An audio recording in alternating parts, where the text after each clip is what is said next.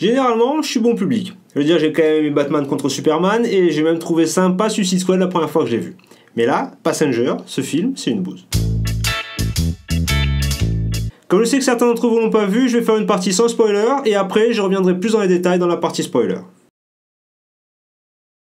Bon, même si j'ai pas accroché au film, il y a quand même des trucs qui sont sympas, comme par exemple les effets spéciaux. J'ai pas vu le film en 3D, mais on voit clairement qu'il a été filmé pour la 3D. Il y a des trucs qui doivent être quand même super sympas, comme par exemple l'entrée du vaisseau, ou alors la scène avec la perte de gravité et dans la piscine, ça doit être absolument génial à voir en 3D. Et l'architecture du vaisseau aussi est quand même assez cool, donc il y a ces décors asymétriques, on retrouve certains éléments de 2001 l'Odyssée de l'espace, et puis la place centrale, vraiment la place centrale, j'aimerais bien me balader là-dedans, quoi, passer une petite demi-heure là, ça doit être cool, quoi. Donc ça c'est sympa. La première partie du film est cool aussi, c'est-à-dire la partie où il y a Jim qui découvre qu'il a été réveillé 90 ans trop tôt, qu'il ne peut pas retourner en hibernation. C'est un thème qui a été traité maintes fois, l'homme seul sur une île déserte, mais là c'est vrai que c'est bien, on voit l'évolution du personnage, et puis surtout il y a ce côté où il est seul, mais parce qu'il est seul à être réveillé, mais il est entouré de 5000 Gugus qui sont là en hibernation, donc ça crée un certain conflit interne en lui. Qu'est-ce qu'il fait? Est-ce qu'il en réveille un? Est-ce qu'il en réveille pas un? Donc c'est assez intéressant la manière dont c'est géré. Donc voilà, pour les côtés positifs, c'est à peu près tout. Et par contre, pour les côtés négatifs, alors là, ça part très fort dès les 2 premières minutes de film, avec le vaisseau qui fonce droit sur un champ d'astéroïdes, l'ordinateur de bord qui accuse clairement qu'il y en a un très gros qui est bien devant et qu'il va y avoir un impact, et qui choisit donc la solution la plus logique, qui est de foncer dessus. Voilà, c'est-à-dire que le truc, il voit qu'il y a un truc énorme devant lui, mais non, il cherche même pas à l'éviter, non, pas du tout, non, c'est droit devant. Là, je sais pas, mais au niveau intelligence artificielle, les mecs, ils ont ressuscité Clip, quoi. C'est du n'importe quoi. D'ailleurs, tout le long du film, l'intelligence artificielle, elle ne sert à rien. Elle répond systématiquement à côté des questions qui lui sont posées. Aujourd'hui, si vous avez un smartphone, il fait même mieux que le vaisseau interstellaire de dans je sais pas combien de milliers d'années qui va traverser la galaxie. C'est du grand n'importe quoi. Au niveau physique, là c'est pareil, je m'attendais pas non plus à voir une thèse en mécanique quantique, mais un minimum de logique. C'est-à-dire que quand vous avez une pièce A qui est vide et une pièce B qui a de l'air, logiquement si vous faites une connexion entre la pièce A et la pièce B, l'air de la pièce B va passer dans l'air de la pièce A. C'est relativement normal, je crois que tout le monde le sait. Et bien là, non, il se trouve que non. Là, je sais pas par quel miracle ça ne marche pas, ça doit être le vaisseau magique, le vaisseau de Harry Potter, mais non, il y a pas de connexion, même s'il y a un trou, il n'y a pas de connexion, l'air ne circule pas entre les pièces, donc c'est bien. Et puis il y a aussi le fait que les héros soient absolument increvables. Là, les héros ils meurent pas. Je savais pas que c'est peut-être un film Marvel qui est caché par Sony, je sais pas. Mais en l'occurrence, non. C'est d'ailleurs assez frustrant. Je reviendrai là-dessus dans la partie spoiler. Mais surtout, c'est très symptomatique du plus gros défaut du film. C'est la facilité scénaristique. Dans ce film, il y a absolument tout qui se résout de la façon la plus facile qui soit. Il n'y a absolument aucun effort qui a été fait pour créer quelque chose d'original.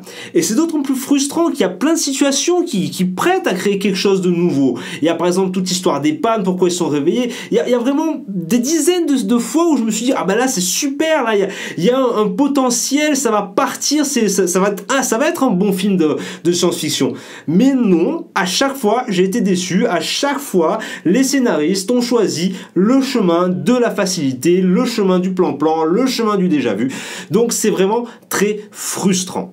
La conclusion, c'est qu'honnêtement, vous pouvez économiser vos 15 € et attendre qu'il passe à Netflix ou à la téloche, ça sera tout aussi bien, sauf les effets 3D que vous perdrez. Alors, pour revenir sur le truc sympa, il y a quand même toute la partie où il y a Jim qui se demande s'il réveille ou pas Aurora, quoi, parce que, c'est quand même Jennifer Lawrence.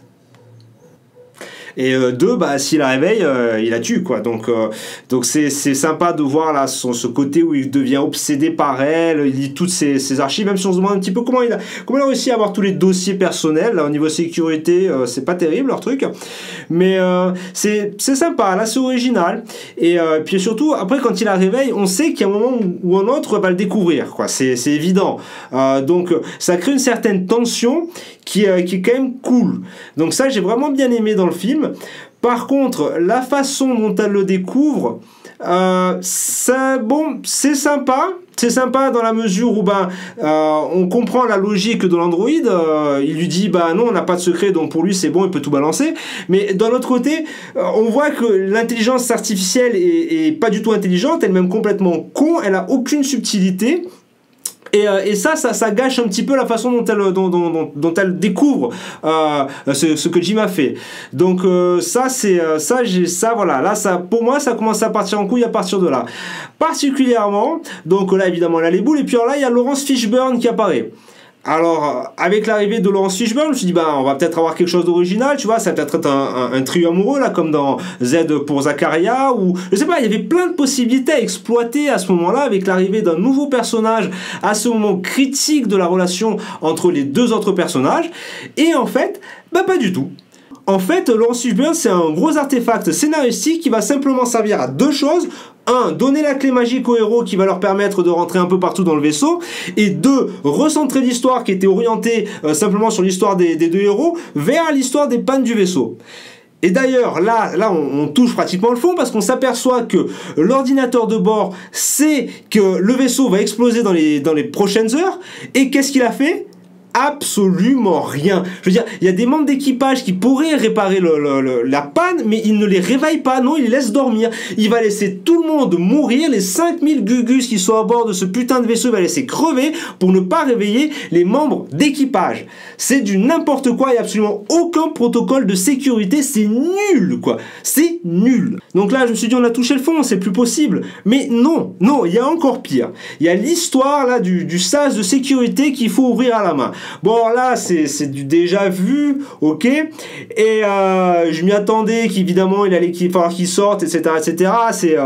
C'est super prévisible, mais là où ça devient du n'importe quoi, mais alors vraiment, si ça pouvait être encore pire que tout ce qui s'est passé, c'est que il faut qu'il ouvre à la main le système de refroidissement, là.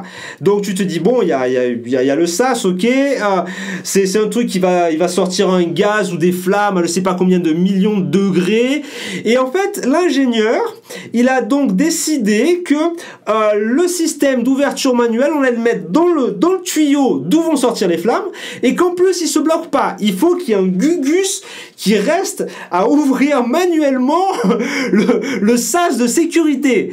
Donc l'ingénieur il a dit, je vais griller quelqu'un, c'est une urgence, c'est une panne, le gars il va devoir se sacrifier. Là quelque part je me dis, mais qui ça pourrait être cet ingénieur? Hello. Do you want to play a game? Donc là, on arrive enfin au grand final où le héros est là comme un con à maintenir cette putain de porte ouverte avec les putains de flammes qui arrivent dessus. Et là, vous dites, ça y est, il va mourir, quoi. Je veux dire, il a juste une pauvre combinaison en plastique. Mais non, parce que dans ce film, le plastique, c'est fantastique et ça résiste à des chaleurs de 15 000 degrés. Donc, le gars, il crame pas, il est expulsé dans l'espace. Alors, heureusement, il y a un petit scratch où là, ça se dégaze et donc, tu dis, ça y est, il va mourir. Et oui, il meurt.